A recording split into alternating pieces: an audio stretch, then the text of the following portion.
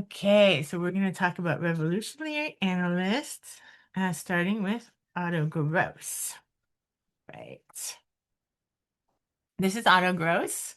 Uh, in his time, Gross was a figure of the counterculture in Europe and became one of the most talked about minds in early psychoanalysis. Freud once called Gross one of the two great minds he had met, the other being Carl Jung. However, unlike Freud and Jung, Gross's work is all but forgotten. Despite his enormous influence on both early psychoanalysis and various intellectuals of the early 20th century. Gross was born in March 1877 in rural Austria. His father, Hans, was one of the most celebrated criminologists in Europe. He more or less invented the discipline of criminal investigation as a systematic science as we know it today. He was rigidly authoritarian and completely convinced that his son was a lunatic. Hans Gross was deeply controlling and punishing as a father, and Otto responded by going as far in the opposite direction as he possibly could. Where Hans stood for order, rationality, the state, law, and authority, Otto dedicated his life to tearing all those things down, philosophically, sexually, chemically, and personally. In 1913, Hans had his own adult son forcibly committed to a psychiatric institution. Otto had been living in Berlin, writing, agitating, and pursuing his radical ideas, and Hans essentially engineered his kidnapping and confinement, framing it as a medical necessity. The criminologist used the machinery of institutional authority to silence his own son, who he saw as rebellious. The episode caused a public scandal. Writers, artists, and intellectuals across Europe rallied to Otto's defense, including anarchist writer Franz Jung, no relation to Karl. Otto Gross trained as a physician, graduating from medical school in Germany in 1899 and qualifying as a psychiatrist in 1905. So he was already well into his career when his father had him institutionalized.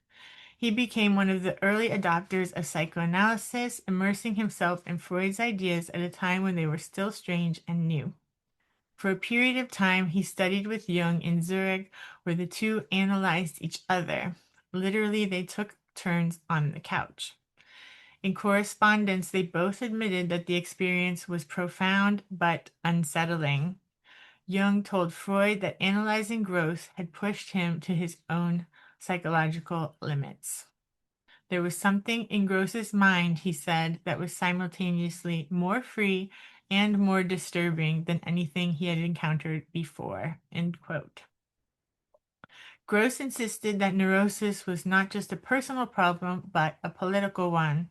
He argued that the repressive structures of bourgeois civilization, the family, the state, conventional morality, didn't just cause psychological suffering, they were designed to cause it. Authority, in Gross's view, depends on the internalization of submission. The father's voice becomes the superego, the state's laws become the individual's guilt. Gross proposed the cure is not adjustment or adaptation, but rather liberation of the unconscious, sexuality, and the instincts that civilization force underground. Whereas Freud ultimately believed that repression was the necessary price of civilization and culture, Gross thought that the price was far too high and that someone was profiting from the transaction. Otto Fenichel was born in December 1897 in Vienna. Son of a Jewish lawyer, he grew up in cosmopolitan, intellectually charged Vienna, a city saturated with new ideas in art, philosophy, and emerging human sciences. While still a teenager, he was drawn to socialist politics and psychoanalysis simultaneously, a dual commitment that would define the rest of his life. He attended his first lecture by Freud in 1915 when he was only 17 years old, and soon began participating in the Vienna youth movement and discussion circles that mixed sexual liberation, social reform, and depth psychology. After completing his medical studies at the University of Vienna in 1921, he underwent psychoanalytic training with Paul Federn as his analyst. He joined the Vienna Psychoanalytic Society and quickly distinguished himself as a remarkably acute clinician and theoretician. His early papers showed a gift for systematizing complex psychological concepts and applying them to clinical material. In 1922, he moved to Berlin and joined the Berlin Psychoanalytic Institute, which had become a hub for innovative analytic work under the direction of Karl Abraham.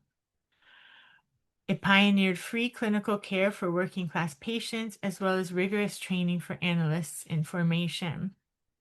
Fenichel was deeply influenced by Abraham's approach, as well as his peers and colleagues at the Berlin Institute, including Sándor Radó, Hans Sachs, and Wilhelm Reich.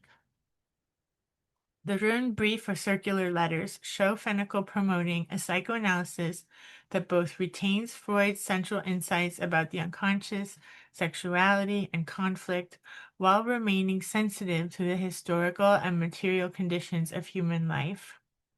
He believes strongly in scientific psychoanalysis against mysticism, orthodoxy treated as dogma, and political conformity. In the United States, he was painfully aware that the price of acceptance for emigre analysts was often political quietism, and that the radical impulses of the Berlin generation were being domesticated into a respectable medical specialty.